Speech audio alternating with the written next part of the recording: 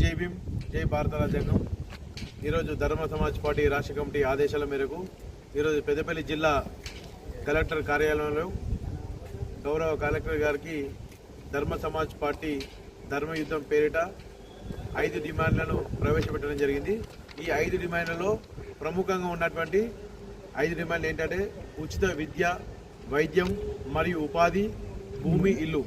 ఈ తెలంగాణ రాష్ట్రంలో ఉన్నటువంటి పేద ప్రజలైనటువంటి దాదాపు 3 కోట్ల మంది బీసీ, ఎస్సీ, ఎస్టీలకు, ఈ తెలంగాణలో ఉన్నటువంటి అణగారిన ప్రజలకు వాళ్ళకు సరైన విద్య లేకుండా, వాళ్ళకు సరైన వైద్యం లేకుండా దాదాపు ప్రైవేట్ హాస్పిటల్ చుట్టూ, కార్పొరేట్ స్థాయి హాస్పిటల్ చుట్టూ తిరుగుకుంటూ వారికి కొన్ని వేల కోట్ల రూపాయలను ఆర్థిక స్థితిగతుల్లో పడుతూ రోజువారీ జీవితంలో చాలామంది కూడా ఉపాధి లేకుండా వారు అష్టకష్టాలు పడుతూ ఉంటున్న ఈ పేద ప్రజలకు ఉచిత విద్య, వైద్యం, ఉపాధి అనే ఈ 3 అంశాలు మరియు భూమి, ఇల్లు అనే ఈ 5 డిమాండ్లను ప్రధానంగా తెలంగాణ రాష్ట్ర ప్రభుత్వం అమలుపరిచి మా పేద ప్రజల యొక్క బ్రతుకుల్ని మార్చాలని ధర్మ సమాజ్ పార్టీ డిమాండ్ చేస్తుంది.